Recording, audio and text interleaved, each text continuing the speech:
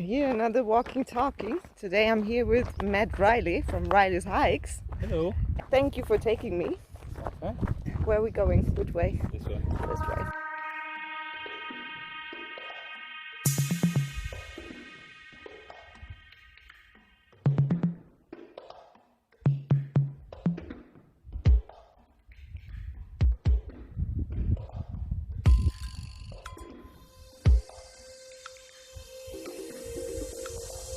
We just came back from our hike up to Cascada, Chindia, the waterfall, the Chindia waterfalls.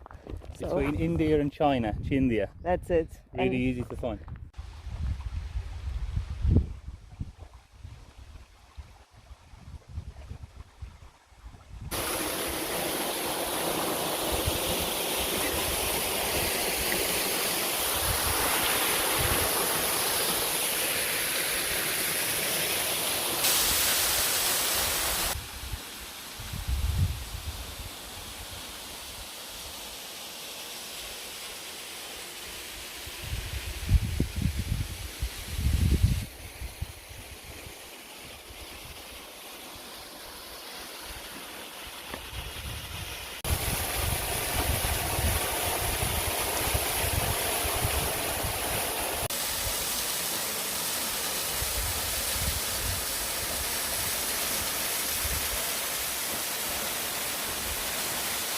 How do you find this motivation every day or every weekend? I mean, you're not doing this every day, don't you?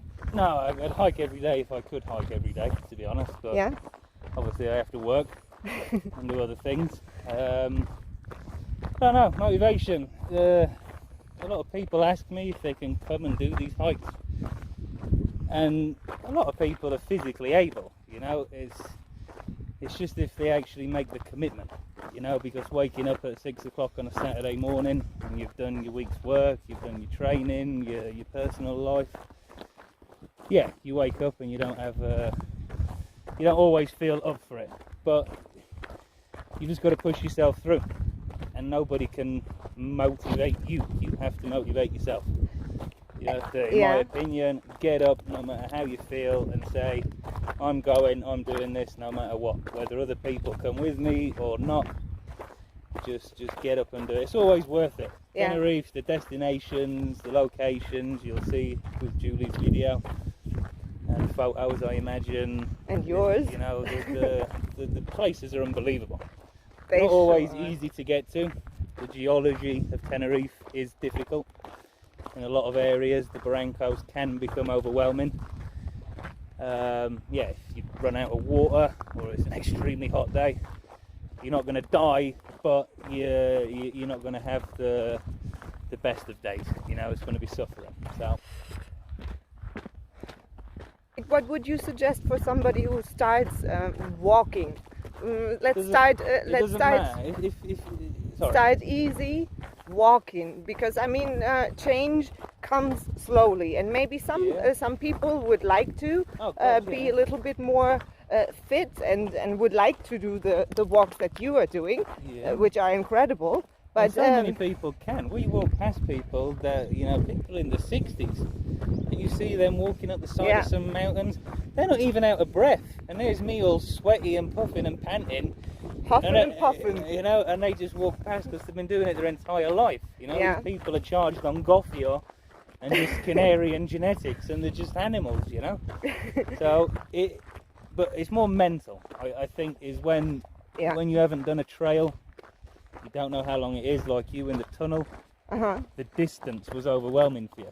Like, really, we're not even halfway. On the way there, it was yes, because I really didn't know what it expects me. Exactly. So sometimes it's like the journey to the destination, I guess, is maybe sometimes the overwhelming and also scary bit can become quite scary if you don't know what it is, what you're expecting. So I would suggest, for instance, that's what I always like to do, is looking forward to something beautiful, something like the waterfall right now. I knew exactly what I was going for. One of the things I think with hiking, and if you're into hiking, walking, any kind of fitness of any kind, I imagine, is that the minute you start thinking how far you've got to go, things get difficult and your motivation drops. But if you've just inclined 3 kilometers with 500 meters, you know, and you start thinking, wow, this is, you know, we've just come up there and this is where we're going, all of a suddenly then the day is a very big adventure. It is. You know, and you're excited and you get to these little locations and you get your second wind and you're like, oh wow, you know, look at this, look at that, and oh, a picture of this, picture of that. Exactly. You know? And it's, I mean, it's also good to enjoy the journey. Oh, enjoy the journey and stop and have a look around and not just rush through to the goal. It's true, but okay. Unless you just, not every trail, there is some of the trails. Just Tenerife and its geology, you know, it's extreme. You can take a wrong turn in a barranco and get lost for hours, so just go in. If you're going to follow a trail, really just check the map properly before you go. Speak with somebody, you know, that has done the trail, you know, can maybe tell you, oh, if you get to a certain spot, there'll be a marker, make sure you don't miss it, because if you take the right, you're going to end up at the bottom of the barranco. Yeah. You got to come back out, find your trail, and you might not reach your destination. And coming back to what you'd said before, people starting, it doesn't matter how you start. You know, I didn't start by going out and doing a 20-kilometre hike through the mountains. It was all local, and it's about the commitment, and it's about your body and mind getting in that rhythm. Yeah.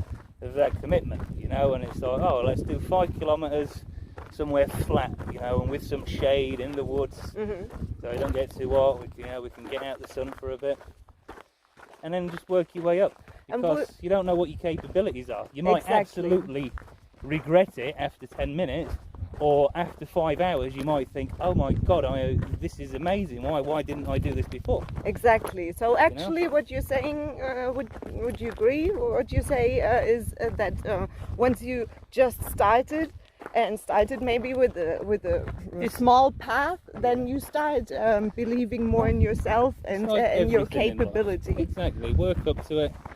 Don't think you can go from being sat on the sofa for the last God knows how many years and just instantly jump into people that do any kind of sport or anything, because it's out of your rhythm, it's out of your league at the moment. Doesn't mean that you're not going to get there. Absolutely. But know your limit, know what your capabilities are, because some people walk a lot faster than others. Me and Ivan, we tend to have a really quick pace compared to most people. So going with groups is always a bit iffy. But if you're going by yourself, find your pace, find your rhythm, test yourself, push yourself. And it's also, I guess, I mean, you are doing this so much out of commitment and commitment to yourself and fitness, of course, and mental well-being. These hikes are like my rest day, essentially. You know. Well, not today. No, but I say my rest day is like, you know, from the week when most people have the weekend. Me and Ivan go and climb a mountain. Yeah. And me and you maybe go and do something on a Sunday. But I wouldn't have it any other way. Okay. And, you know, Tenerife is really. But there is, like, vast. What I wanted to say is, you got a burning desire to actually do this, to actually go out. It's a drive that you have. It's a drive, yeah. To be able to say, I stood at the top of that mountain. Yeah. I don't enjoy every moment of walking up the thing. No. You know, sometimes it's hell, and I think, why have you done this to yourself again? Yeah. You know, why don't you just have a day around the pool? But you get up there, you know, you have your lunch, you get your bit of coffee out, and you enjoy your surroundings, and you go back down. It's still early in the day. You can have the afternoon then round the pool, the beach, just chill out and siesta. Yeah. You know, the day and the evening's yours, and you've done something. You've conquered a mountain, literally. Woohoo! You know? Yep, exactly. So that motivates me a lot. Good. Is looking up and pointing and saying, "Been there." And you motivate me. Good. Yes, you do. Thank you for that. No problem. And thanks for the interview. It's all right. looking forward to the next one. I hope you too. Thanks for listening. And for subscribing and giving the thumbs up. Subscribe to Riley's likes as well. Yay!